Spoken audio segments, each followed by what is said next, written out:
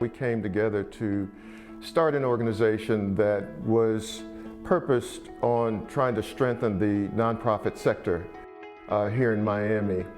At the same time, we have always been interested in economic development. There was a lot of opportunity because most of our communities have been economic deserts. And most of the people, even if you wanted to, for instance, go to a gas station, you had to go outside the community. If you needed a cleaners, you had to go outside of the community. What we're trying to do is create a viable community. That's a community where people can live, work, and play. We started to promote entrepreneurship in disadvantaged neighborhoods like Overtown and Liberty City. It's taken on a different kind of feel to it because Overtown, like many of the redeveloping urban communities in this country, is actually becoming a really hot spot, a hot urban place and a hot urban destination. So it's not a stretch that people want to come in and open up their businesses in some place like Overtown or Liberty City. The younger generation is sort of defining their own spaces. They're coming to places like Overtown and other places to tap into the authenticity that they feel that by being a part of these communities. And so what has to happen is that entrepreneurs have to actually cater to that kind of thing, and they have to know, what to do, and they have to establish a vibe that is consistent with the vibe of the community. We noticed that the entrepreneur spirit has always been there, but it's now even more like, I'm here. And so more and more people are wanting to have conversations about how to get involved with businesses. So many folks have had ideas for the longest, but really have never had anyone to bounce the ideas off of. By us being in the neighborhood, we make ourselves accessible for those conversations. We've had a transition period where the millennials today have witnessed a lot of the problems and challenges that their parents or grandparents have faced.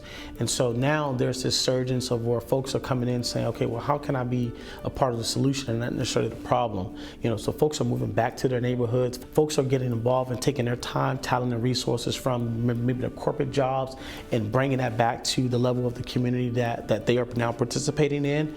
One of the things that I do believe that millennials like is the sense of corporate responsibility, where they feel that the organization or the company that they're buying from cares about them, that cares about the communities. Historically, people of color had no choice but to have their own businesses in their communities because other races were not coming into the community to open up a doctor's office, a hairdresser, a pharmacy. Now, I believe that millennials are being a lot more intentional about supporting their own. There is a very much so support Black business or buy Black movement because we understand the power of our dollar. We spend the most out of any culture, any race, we spend. And if we were to spend with our own, our businesses would be able to do better. It gives them a sense of belonging and purpose for their community.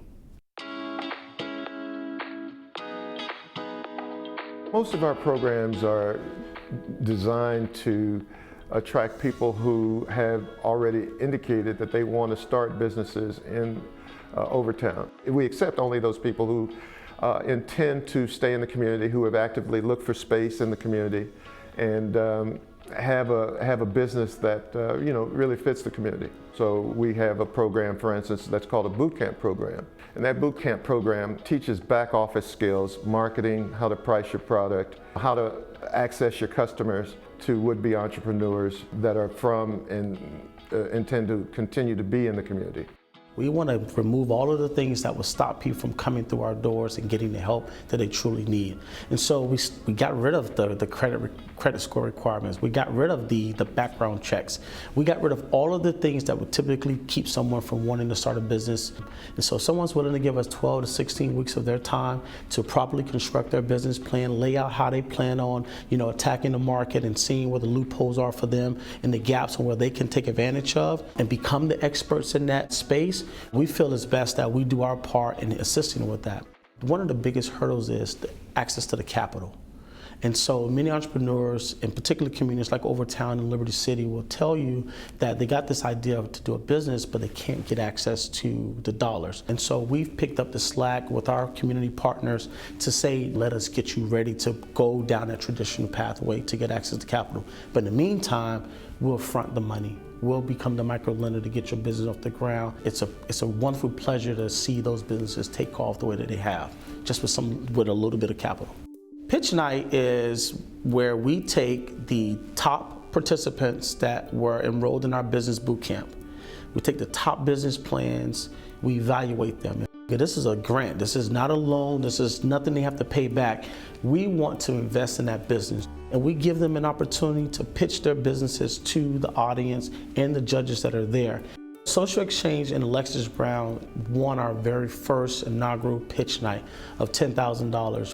Social Exchange started because I saw a need for a place for people of color to be able to let their hair down and have a good time, and to have that nucleus and that sense of community around nightlife and entertainment and networking. I was running into roadblocks where I was not able to find venues that honestly did not want an African American crowd, or they were busy and they didn't want my business. So I think that's probably one of the biggest challenges as not only just a minority business owner, a black business owner, but a black woman business owner working in nightlife, which is a very male-dominated industry.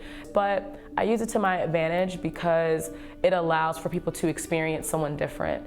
And if I can work with them, or even if I meet with them and they decide not to work with me, that their interpretation or their opinion of my culture of women is a little bit different or a little bit more positive. I've worked along with Urban Philanthropies on a variety of things, particularly one of my newest projects, which is Black Pepper. It's a Black restaurant food festival, which is actually taking place at their venue site in Overtown. It's about 58,000 square feet space located in the heart of the historic Overtown community. This land is where the entertainers who couldn't stay on the beach side will come back Overtown, literally Overtown. Since then, being known as the Harlem of the South, kind of gotten away from that. So the space called Urban kind of brings back that culture, brings back the craft of food, and brings back the experience of entertainment. It does something very intangible for this neighborhood. It gives them hope. You got to think about what hope does to a group of people who have been marginalized, who've been disinvested in, who's been disenfranchised. It makes life just a tad bit easier to know that your community is being highlighted for the culture that they themselves have embodied this whole time. I think it's extremely important that whatever any organization does be seen as part of an overall strategy and network of organizations, because there's not one organization, there's not one governmental entity that can lift a community in the way that it needs to be lifted. There are issues of housing, there's issues of education, there's issues of crime, and we need everybody working together to create a livable, workable environment.